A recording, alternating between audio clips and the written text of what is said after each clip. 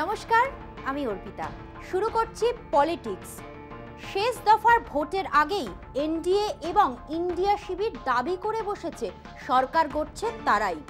9ই June শপথ গ্রহণ অনুষ্ঠান হবে বলেও জানিয়েছে বিজেপি। তারা বলছে এবার মোদির শপথ হবে দিল্লির কর্তব্য পথে, খোলা আকাশের নিচে। কংগ্রেস সহ বিরোধীরা পাল্টা বলছে এবার আর মোদি ফিরছেন না। কোন পক্ষ সরকার গড়বে তা নিয়ে চলছে নানা জল্পনা। বৃহস্পতিবার প্রচারের শেষ দিনেও প্রধানমন্ত্রী নরেন্দ্র মোদী সহ বিজেপির তাবড় নেতা মন্ত্রীরা ব্যঙ্গ করে বলেছেন বিরোধী ইন্ডিয়া জোটের প্রধানমন্ত্রী মুখ কোথায়?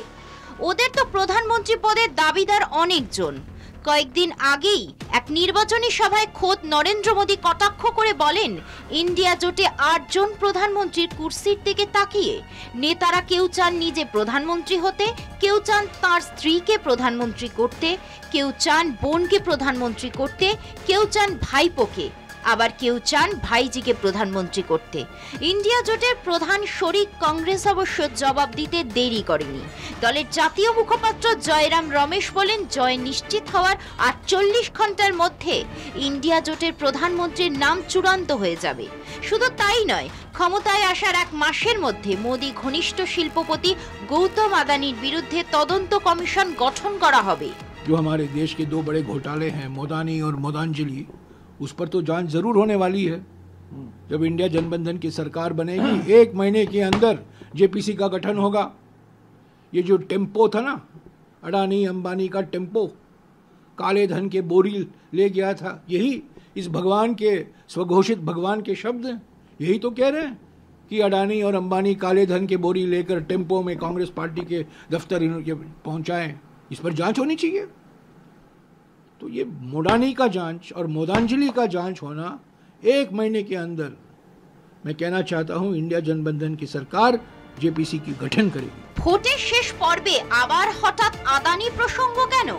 কংগ্রেস অনেক আগে থেকেই মোদি ঘনিষ্ঠ 2 শিল্পপতি গৌতম আদানি এবং মুকেশ আম্বানির বিরুদ্ধে সরব।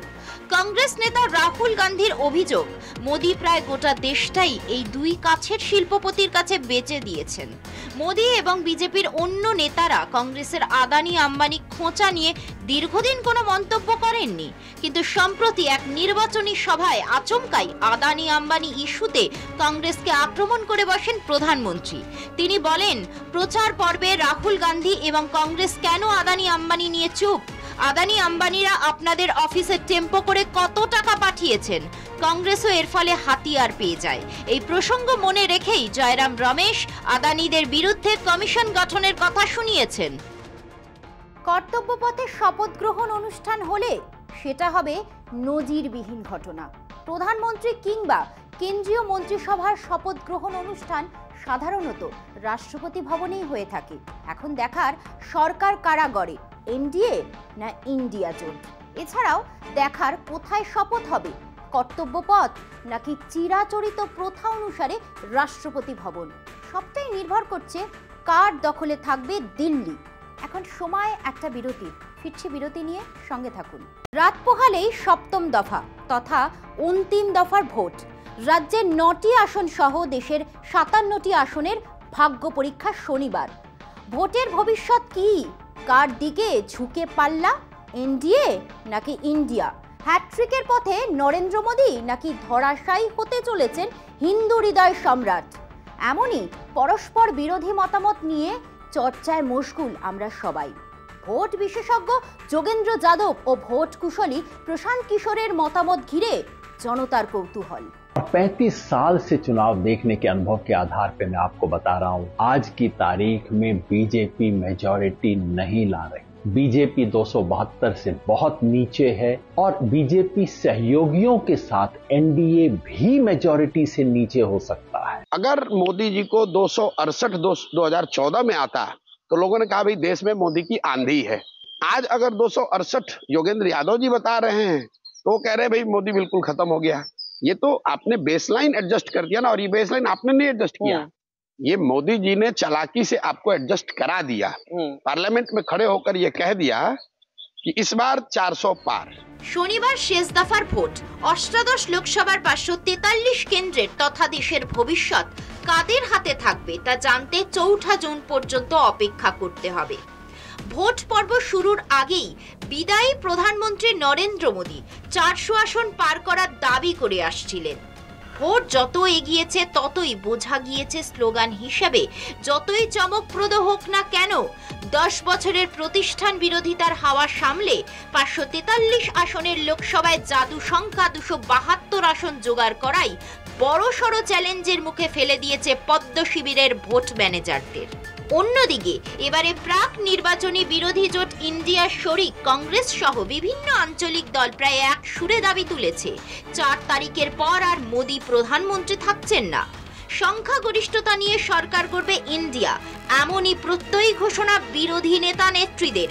এই পটভূমিতে যোগেন্দ্র যাদব ও প্রশান্ত কিশোরের নির্বাচনী পূর্বাভাসের মধ্যে মত পার্থক্য রয়েছে, কিন্তু মোদীর নামে যে ম্যাজিক 2014 সালের পর 2019 সালে দেখা গিয়েছিল তা এবার অনেকটাই উবে গিয়েছে।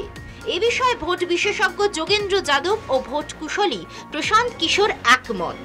দুজনের পর্যবেক্ষণে উঠে এসেছে 400 দূর এক বৃহত্তম দল হলেও সংখ্যাগরিষ্ঠতা অধরা থাকবে মোদীর। अब तक हमने देखा बीजेपी और एलाइज को 100 सीट का नुकसान, 75 का सिर्फ बीजेपी को और 25 का एलाइज को। अगर आज की स्थिति को देखें, ये मोटा गणित है, कोई एग्जिट पोल नहीं है, आज की स्थिति को देखें तो बीजेपी 233 पे 70 सीट का नुकसान, साथ में एलाइज को जोड़ दें, एलाइज को आएंगी 35 सीट आज के हिसाब से, यानी कि 268 मेजॉरिटी से एनडीए भी नीचे हो सकता है, कम से कम आज की तारीख में नीचे चल रहा है। 2014 সালে মোদীকে দিল্লির মসনদে বসানোর স্ট্র্যাটেজি নির্মাতা প্রশান্ত কিশোর বা পিকে বর্তমানে তার প্রতিষ্ঠিত পরামর্শদাতা সংস্থা থেকে নিজেকে বিচ্ছিন্ন করে রেখেছেন।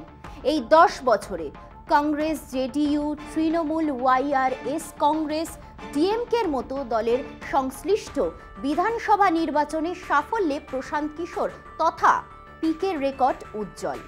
তার নিজস্ব নেটওয়ার্ক মারফত পাওয়া তথ্যের ভিত্তিতে রাজ্যভিত্তিক কে কত আসন পাবে তার আভাস দিয়েছেন।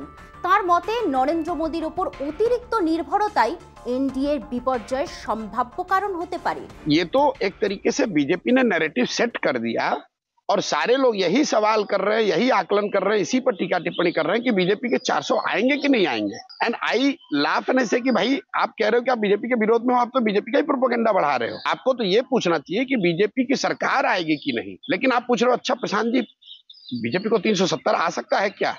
भाई सरकार बनाने के लिए 272 सीट चाहिए और अगर आप मोस्ट कंजर्वेटिव एस्टिमेट के हिसाब से भी एनडीए को, भाजपा को 250-60 भी अगर आ रहा है, एक बार को मान लो, तो भी सरकार तो उन्हीं की बन रही है। দুই বিশেষজ্ঞের দাবি পাল্টা দাবি নিয়ে বিতর্ক চলতে পারে, কিন্তু গত দুবারের মতো নয়।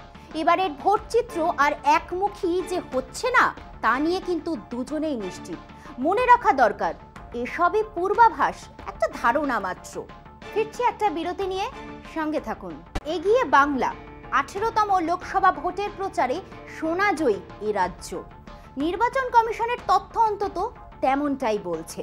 নির্বাচনের দিনক্ষণ ঘোষণার পরে বাংলার শাসক দল তৃণমূলের নেতা নেত্রীরা যেমন ভোটের প্রচারে চষে বেরিয়েছেন গোটা রাজ্য, তেমনি গেরুয়া প্রচারের অন্যতম দুই প্রধান মুখ প্রধানমন্ত্রী নরেন্দ্র মোদী ও স্বরাষ্ট্রমন্ত্রী অমিত শাহ পালা করে ছুঁয়ে গিয়েছেন সব জেলা। অন্যদিকে প্রচারের গোড়া থেকে কিছুটা পিছিয়ে ছিল কংগ্রেস। দলের স্টার ক্যাম্পেনার রাহুল গান্ধীর পা পড়েনি এ রাজ্যে। কংগ্রেস সভাপতি মল্লিকার্জুন খার্গে নিয়ম রক্ষার সভা করেছেন একমাত্র মালদহে। তারপরেও ভোট প্রচারে দেশের মধ্যে প্রথম বাংলা।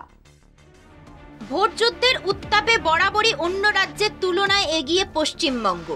গা সওয়াও হয়ে গিয়েছে রাজ্যের মানুষের। গোটা দক্ষিণ ভারত ও উত্তর ভারতের কিছু রাজ্যের ভোট প্রচার যেখানে প্রার্থীদের কাটআউট ও পোস্টারে আটকে থাকে, সেখানে ভোটের অনেক আগে থেকেই রাজনৈতিক দলগুলির মধ্যে দেওয়াল দখলের লড়াই দেখতে অভ্যস্ত হয়ে গিয়েছে রাজ্যের ভোটাররা।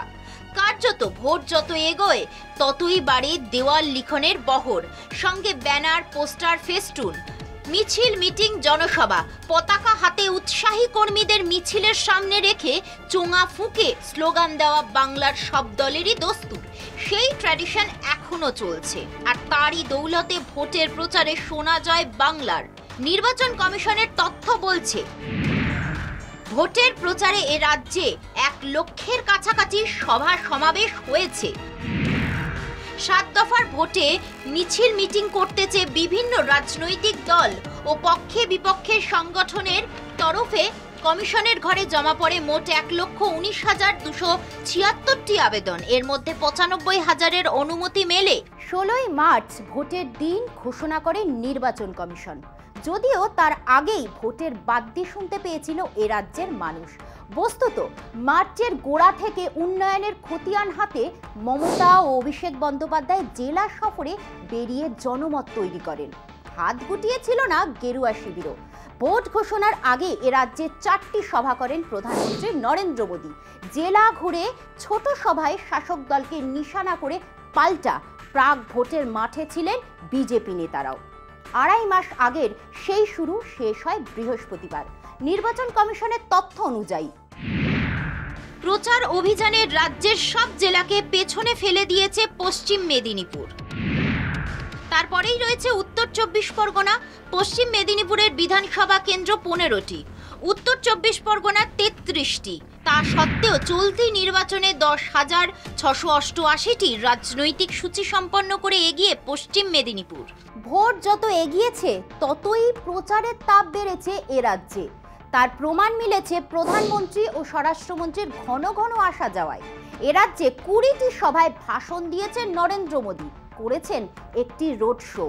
রাজ্যের একটা জেলাও ফাঁকা যায়নি যেখানে প্রচার করেননি তৃণমূলের মমতা ও অভিষেক। সব মিলিয়ে ভোটের প্রচারে বাংলায় চ্যাম্পিয়ন। পলিটিক্স আজ এই পর্যন্তই। দেখতে থাকুন কলকাতা টিভি, রাত দিন 7 দিন।